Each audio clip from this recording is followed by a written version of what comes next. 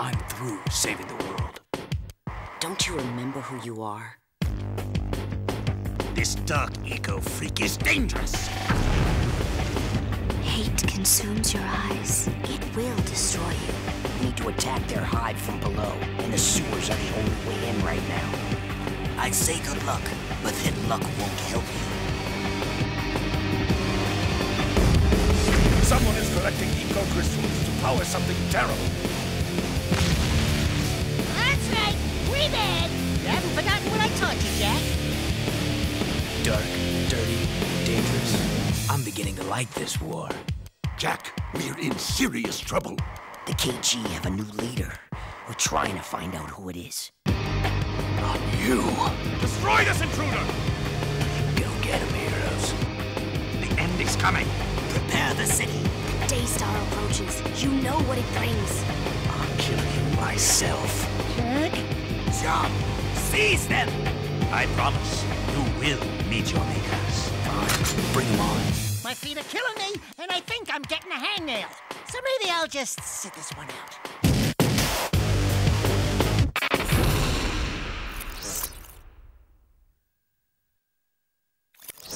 Samus hits a small screen in her quest to track down and defeat the lifeform mimicking X-Parasite in Metroid Fusion for the GPA. With classic Metroid music and effects, the sound has surprising depth and quality for a GBA game. The 2D side-scrolling graphics are reminiscent of Super Metroid for the Super Nintendo Entertainment System, only fine-tuned with lots of diversity in the level design. Samus's controls handle great, with notable improvements like the ability to hang from ledges, climb walls, and travel across overhead ladders. Although helpful for beginners, there's a bit too much assistance from the navigation computer, which takes away from the exploration factor in this reasonably short game.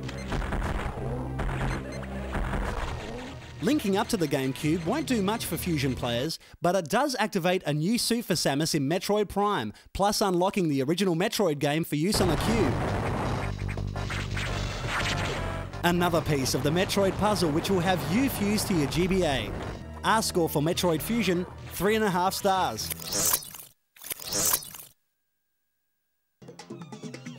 Forget monkey business, this is Monkey Anarchy.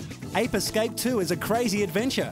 Our little hero Simon travels through different lands in a world of challenges to net as many naughty monkeys as he can, with different tools to choose from like the Stun Club to the most important monkey net. You'll need to use all types of guerrilla tactics at every stage of the game. Ape Escape 2 is entertaining and challenging enough for all ages, so don't let that monkey get away from you. 3.5 stars.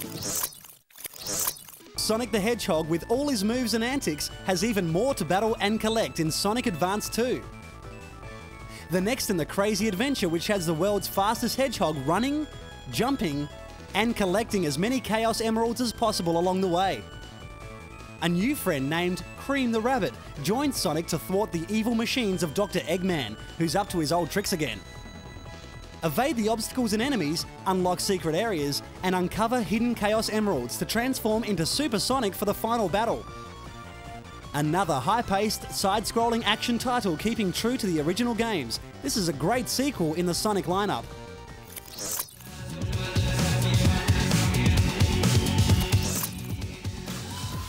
The Need for Speed franchise has been a winner for EA over the years, and the next instalment of the series, Need for Speed Underground, will not disappoint.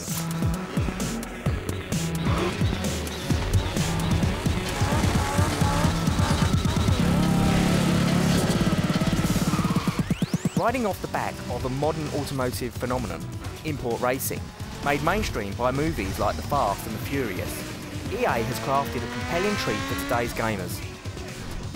Aimed directly at fans of arcade-style racing, Need for Speed Underground boasts some of the most impressive graphics seen today, bundled with quality sound effects and gameplay. Gamers are given a good choice of cars the moment they turn it on. A major part of this title is modifications. These cars are just begging to be modded to improve handling and performance, not to mention a funky paint job and decals. All the mods enhance your racing, even the visual ones.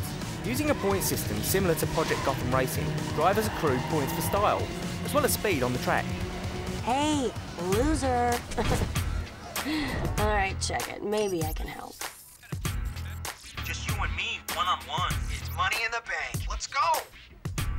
You want to be the best? You gotta take these boys down. If you lose, you're gone. Got it? Good. Now move it. The career mode is the staple of the game, allowing you to claw your way through the underground racing scene, accruing cash for car upgrades and mods. Come here to find the latest races. The race map will show you where all the action is. To keep things interesting, there are several race modes, including drag, circuit, and drift races.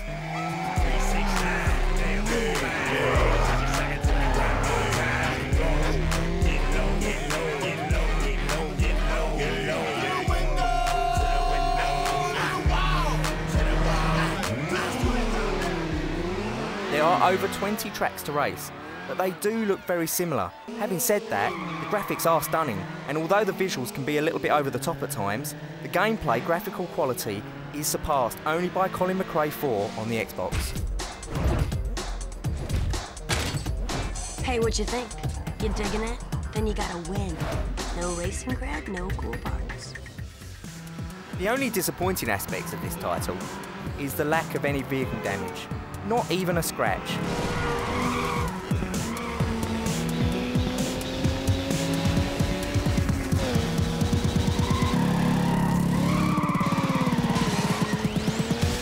If you are a fan of driving games, this will bug you, but probably not as much as the lack of challenges.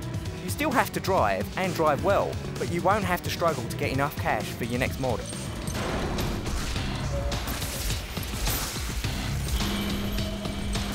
Beautiful, ain't it? I gave them the edge, and they blew it. You think you're better? Prove it. And maybe I'll help you out. Need for Speed Underground is a very playable, visually spectacular instalment in an ever-growing series.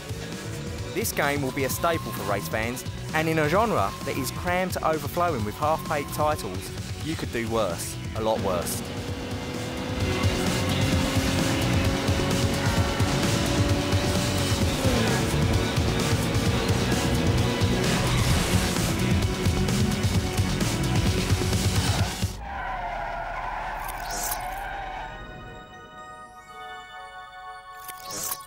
In the Dragon Realms, all is not well. The fallen dragon, Red, is using the dark gems to poison the life of the world.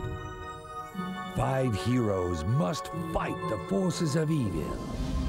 Spyro, Hunter, Sergeant Bird, Sparks, and the newest comrade, Blink.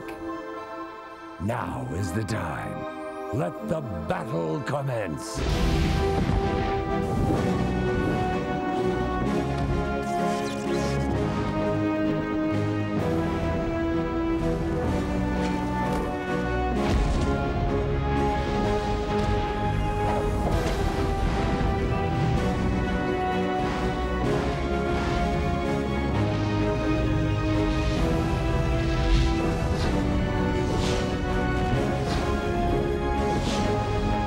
Spyro, a hero's tale.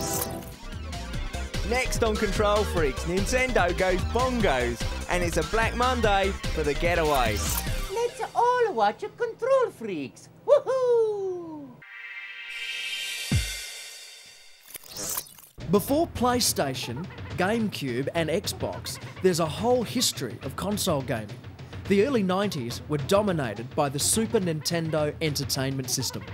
Donkey Kong Country broke new ground on a console that gamers had thought had reached its peak. With stunning visuals for its time, and a character franchise that has been a winner for Nintendo for 2 decades, Donkey Kong made a massive mark on a generation of gamers. And all this from a translation error. Monkey Kong, the original title, just doesn't have the same ring.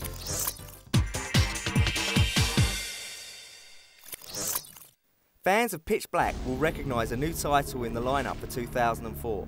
Time for release with the movie, The Chronicles of Riddick, Escape from Butcher Bay, is a first-person prequel to the films.